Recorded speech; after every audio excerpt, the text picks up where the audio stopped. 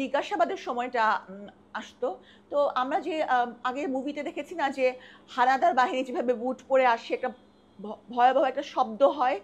আর মানে প্রচন্ড একটা আতঙ্ক হয়। আমার ঠিক ওই যখন ওরা জিজ্ঞাসাবাদের জন্য আসতো, তখন আমার সেই আতঙ্কটা হতো। মানে আমি বলে বোঝাতে আমি পারবো না। এটা আসলে বলে বোঝানো সম্ভব না। মানুষ হয়তো দর্শক হয়তো একটা হাহা রিয়েক্ট দিয়ে চলে যাবে বা একটু স্যাড রিঅ্যাকশন দিবে। কিন্তু কোনোদিন বুঝবে না যার নিজে বা নিজের আত্মীয় বা কাছের মানুষ যে এটা ফেস করেনি সে কখনো বুঝবে না। এবং যখন এই করোনার মামলাটাতে তার কিন্তু অলরেডি ১ মাস আগে এখানে যে কোম্পানির সিইও যিনি আমার মৃত স্বামী আমি বলি, উনি আমার জন্য মরে গেছেন। তারা গ্রেফতার হয়েছিলেন। এবং এর পরবর্তীতে জিবি হারুন আমাকে অনেকবারই বলেছেন যে, "আপনি আসেন, আপনার সাথে কথা আছে।" হুম? তো আমি যেহেতু মানে অনেকের কাছেতে মানে আলাপ করেছিলাম যে এই ব্যাপারে, তখন সবাই বলল যে, "না, উনার কাছে যাওয়াটা ঠিক হবে না।" তো উনি ৩ বার সম্ভবত ডেকেছিলেন। আমি কিন্তু যাইনি তখন। হুম? যে আমার কাছে আমি বলছিলাম যে, "কেন যাবো? কেন যে আমাকে যেতে হবে কিসের জন্য?" তখন বলে, "আসেন কথা আছে।" তো আমি যাই নাই। হ্যাঁ? কিন্তু পরবর্তীতে যেদিন আমাকে গ্রেফতার দেখানো হলো, সেদিন অন্য একজনের মাধ্যমে উনি আমাকে বললেন যে, "আপনাকে হারুনের অফিসে যেতে হবে।" হ্যাঁ? তো এটাই ঘটনা। কিন্তু পরবর্তীতে কোনো রকম মানে কোনো কথা উনার সাথে আমার হয়নি। আচ্ছা, এই যে আপনার গ্রেপ্তারটা দেখালে মানে তারপরে কি মানে গ্রেপ্তার দেখানোর পরে ওইখান থেকে আপনি চলে আসলেন গ্রেফতার হওয়ার পর তো চলে আসা যায় না। তখন তো একেবারে মানে ওই গ্রেফতার মানে গ্রেফতার। জেলখানায়?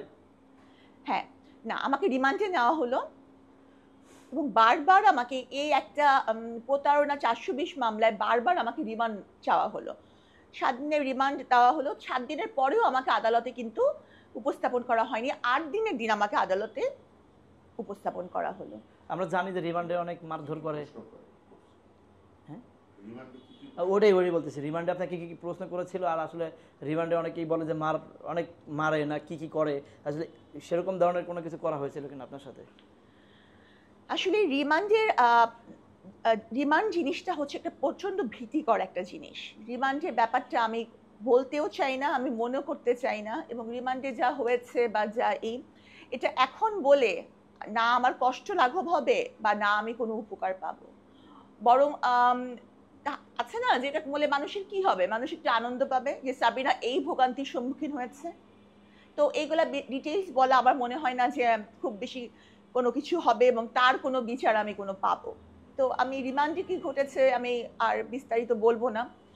শুধু বলব যে রিমান্ড একটা ভয়ংকর জায়গা শুধু আমার জন্য না, সকলের জন্য বিশেষ করে যারা মিথ্যা মামলা খায়, রিমান্ড বলেন, নির্বাসন বলেন, আয়নাঘরের মতন একটা ভয়ংকর জিনিস বলেন, সবই যারা বিনা কারণে, বিনা অপরাধে ফেস করেছে বিগত সরকারের আমলে, আমি বলব যে প্রত্যেকটা জিনিস খুবই, খুবই কষ্টের।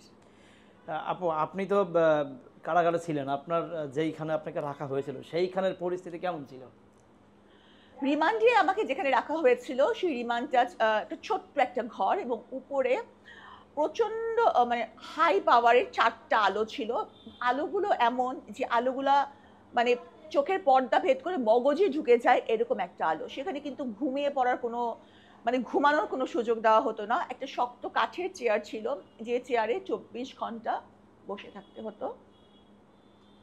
তো ৪ জন মহিলা পুলিশ আমাকে অলওয়েজ ঘিরে রাখতেন। আর মানে আর যখন ওই যে জিজ্ঞাসাবাদের সময়টা আসতো, তো আমরা যে আগের মুভিতে দেখেছি না যে হানাদার বাহিনী যেভাবে বুট পরে আসে একটা ভয়াবহ একটা শব্দ হয়।